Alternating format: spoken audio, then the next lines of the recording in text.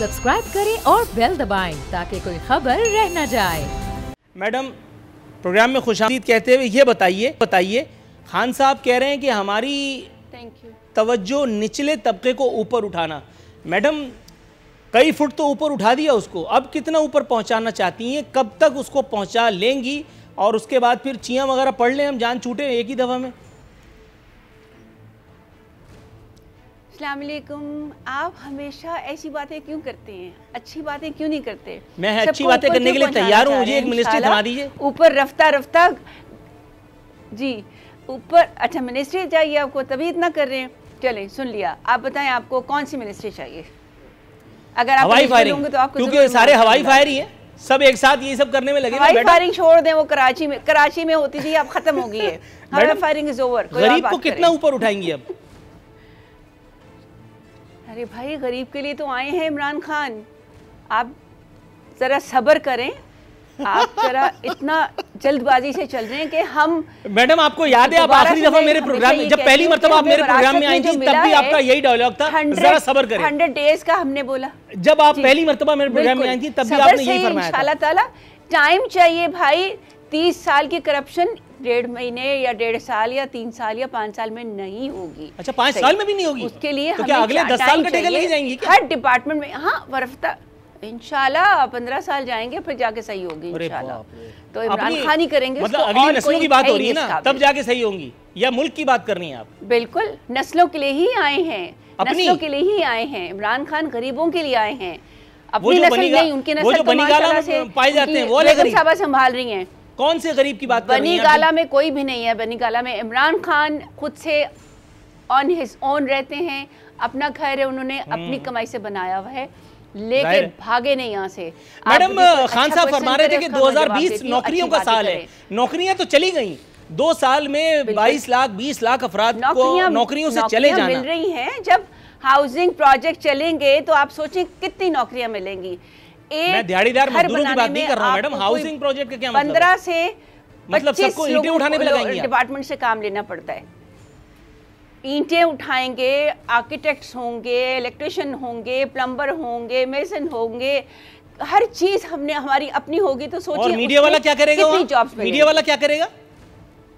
Media वाला अब लिफाफे नहीं मिलेंगे, उसको रिश्वत में थोड़ा सा एक दो दे देंगे, फ्लैट वगैरह, यही है ना? और क्या? नहीं, क्यों? आज तक जिन्होंने दिए उनके पीछे लगे हुए मीडिया वाले, हर नहीं, सब चैनल नहीं। और जिन्होंने नहीं दिए तो हमारा क्या हाल करते हैं मीडिया वाले? अच्छी खबरें तो बताते नहीं।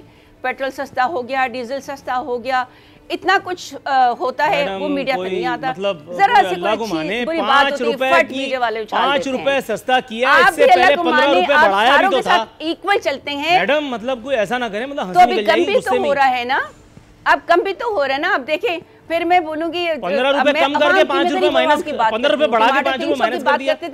25 रुपए का टमाटर हो गया, मुझे सोचिए 25 रुपए का टमाटर हो गया। इसकी कोई तारीफ नहीं, इसका कोई जिक्र नहीं। उस स्टूडियो में ये तो इनकी नजर उतारो भाई जरा, 25 रुपए का टमाटर हो गया, जान लेंगी बच्चे की। मतलब 400 रुपए भी तो आप ही लोगों ने बिकवाया था भाई। 375 रुपए का हिसाब मेरा अभी कितना? 400 के, इसलिए कि सीजन आप देखिए एग्रीकल्चर में थोड़ी सी प्रॉब्लम आती है। ये कहानी नहीं सुना, ये क्या बात हुई? 25 रुपए हो गया टमाटर, 375 रुपए का हिसाब किससे लूं मैं? अली अमीन गंडापुर से, जो कहता है कि अपने भाई तो लूट में जाने दो। कल की डेट में मेरे यहाँ ब्यूरोक्रेट आई हुई थी, उनकी वाइफ, उन्होंने कहा जी 25 रुपए किलो। मैं आपको अपना पता SMS करता हूँ, उनसे कहिए जरा मुझसे आगे मिलिए। इसका कोई जिक्र नहीं है। कौन से ब्यूरोक्रेट? अच्छा रुकिए जरा, थोड़ा सा मैं आपकी तरफ आता हूँ। अब यहाँ लाहौर का रेट बता रही हूँ ना, मैं अभी लाहौर में, मैं कराची में नहीं हूँ, मैं आपकी तरफ आता हूँ। मैडम थोड़ा सा मेरे घर में भी सब्जी आती है, मैं फोन पे। डॉक्टर सौराब सर की मेरे साथ मौजूद हैं। डॉक्टर साहब, हुजूर वाला सर, ये मुझे बताइए, जनरल नॉलेज का सवाल है। खान साहब कह रहे हैं कि हुकूमत गुरबा को घर बना करके देगी। कल मैंने अपने प्रोग्राम में एक स्टोरी शेयर की थी, जिसमें आसिफ अली जरदारी साहब पर इल्ज़ाम लगाया गया कि जो उनका एक घर जो है वो, चूँकि करप्शन की कमाई से वो बना था, स्टांस ये था, तो वो घर जो है वो उसको मुंजमद करने का या उसको बहक के सरकार जब्त करने की बात आई है। सर ये मुझे बताइए, गरीबों के जो इतने सारे घर मसमार हो गए पिछले 1.5-2 साल में, गरीबों को जो देश निकाला दे दिया गया उन्हीं की अपनी सरजमीन पर, उन गरीबों को कौन पूछने वाला है, कौन उनका लेने देने वाला है? मतलब यहाँ खान साहब कह रहे हैं कि गरीबों को घर देंगे, ये कौन से गरीब हैं जिनको पहले घर छीन लिया उसके बाद अब उनको घर देंगे? देखें, मुझे तो नहीं लग रहा कि ये कोई घर देंगे। इन्होंने तो आप सही कह रहे हैं कि इतने लाखों आदमी बेरोज़गार करा दिए हैं और हज़ारों की तादाद में घर गिरा दिए हैं, कोई पॉलिसी नहीं है। और आप इनकी सीरियसनेस देखें कि 2 साल होने को हैं, लेकिन अब इनके नुमाइंदे अभी कह रहे हैं कि 15 साल और चाहिए और कहते हैं कि हमें मौका मिलना चाहिए। 15 साल में आने वाली जनरेशन रूल करेगी पाकिस्तान की पूरी दुनिया पे इंशाल्लाह।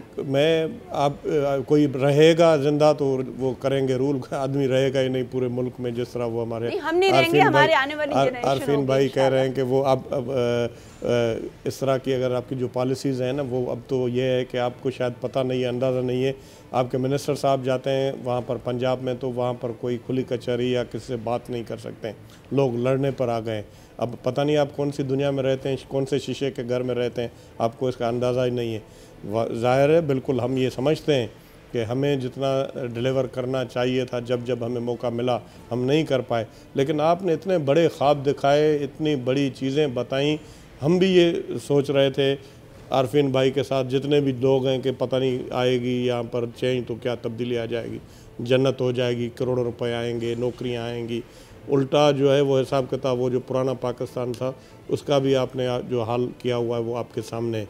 तो मुझे तो कोई यहाँ पर अच्छा ही नज़र, गैलिप का आप सर्वे देख लें, आपकी जो हुक्मरानी के हवाले से जब आप यहाँ कर बैठ कर बातें करते थे कि गैलिप ये कह रहा है और ये फ़लाँ जो है इंटरनेशनल इदारा ये कह रहा है, उस हिसाब से तो मेरे ख्याल में आपको अखलाकी तौर पे आपको इस्तीफ़ा दे देना चाहिए। और बिल्कुल इसमें यहाँ पर बहुत सारी ऐसी चीज़ें हैं गलत हैं जो सही नहीं है। और आप ये देखें 100 से ज़्यादा तो एक्सीडेंट हो गए।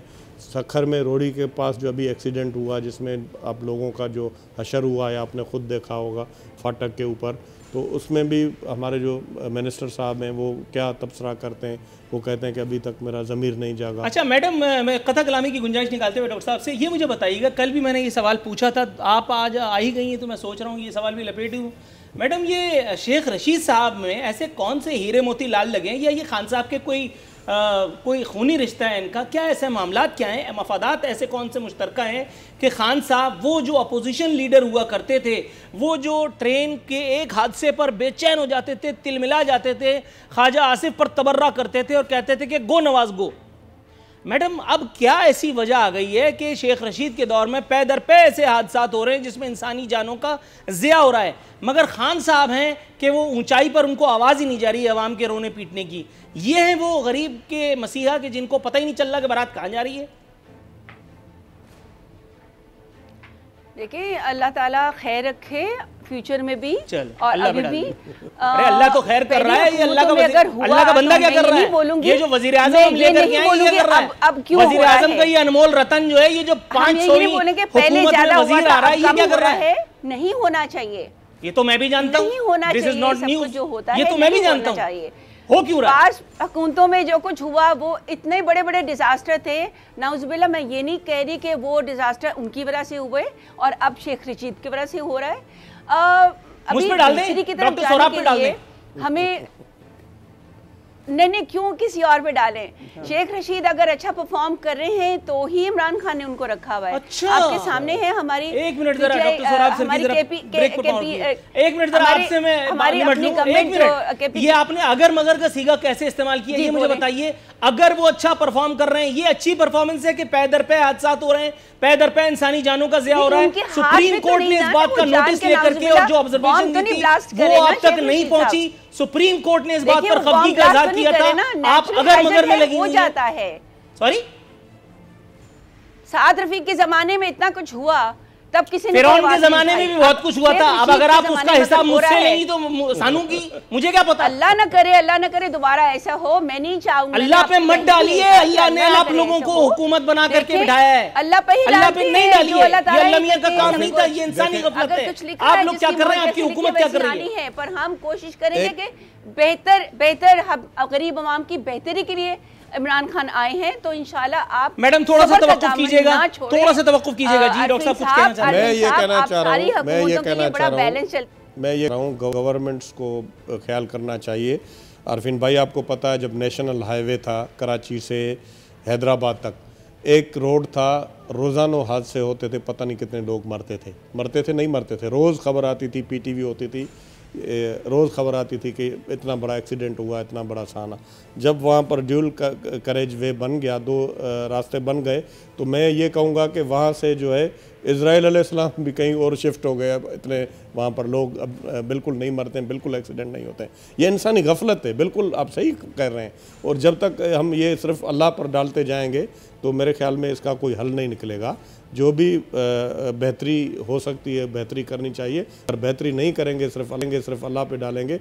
और ये लोग जिन्होंने इनको वोट दिया था, इन्होंने उनको यही फरमाया था कि हम यहाँ पर बेहतरी लाएंगे, चेंज लाएंगे, आपको चेंज नज़र आएगा। और उल्टा चेंज तो नज़र नहीं आया। ख़ुद इमरान खान साहब ये कहते थे कि रेलवे के मिनिस्टर जो भी एक्सीडेंट होता है उसको इस्तीफ़ा देना चाहिए। उसके नीचे क्या इंक्वायरी होगी? आप थोड़ा सा आप दोनों मौजूद मेहमानों से तवक्कुफ़ की इस्तदा है। मैडम, आपसे तवक्कुफ़ की इस्तदा है। मैं मुस्लिम लीग नवाज़ का वर्जन लेने के लिए मोहतरमा राबिया नुसरत हमारे साथ मौजूद है। मैडम, आपको प्रोग्राम में खुशामदीद कहते हुए ये जानने की जिसारत करूँगा, इससे पहले कि मैं अपनी मरकज़ी स्टोरी पर आऊँ, फैसल जावेद वर्सेस मुशाहिदुल्लाह जो कबड्डी मैच आज हुआ है सेनेट में, इसके बारे में आपसे जानना था। मुशाहिदुल्लाह साहब ने इंकशाफ फरमाया है कि इनका लीडर मांगता था, नवाज शरीफ से मांगने जद्दा लंदन और जाती उम्रा जाता था, 5 या 10% शौकत खानम को देता था, बाकी जेबों में रख लेता था। मैडम, जहाँ तक मेरी नाक़िस मालूमात का ताल्लुक़ है, आप 3 दफ़ा हुकूमत में, मतलब आप 3 दफ़ा हुकूमत रह चुकी हैं, आपके 3 दफ़ा वज़ीर आज़म रह चुके हैं। मुशाहिदुल्लाह खान साहब के पास भी यकीनन कोई अच्छा पोर्टफोलियो भी था। इतनी यानी तवील उम्र लग गई इनको, मुशाहिदुल्लाह साहब को इस बात का इंकशाफ करते हुए। नवाज़ शरीफ साहब को पूरी हुकूमत 3 गुजार दी उन्होंने, उनको पता ही नहीं चला कि उन्होंने इमरान खान साहब से ये 80-90% जो रकम इल्ला माज़ल्ला जो खुर्द बुर्द हुई है बकौल मुशाहिदुल्लाह साहब के, उसका हिसाब लेना था। बिस्मिल्लाहिर्रहमानिर्रहीम। पहले तो मैं आपको ये शुक्रिया अदा करती हूँ, आपने मुझे मौका दिया। मेरी बात सुने, जो मुशाहिदुल्लाह साहब ने कहा है वो बिल्कुल ठीक कहा है। इनको जो शौकत खानम की ज़मीन थी वो किसने दी?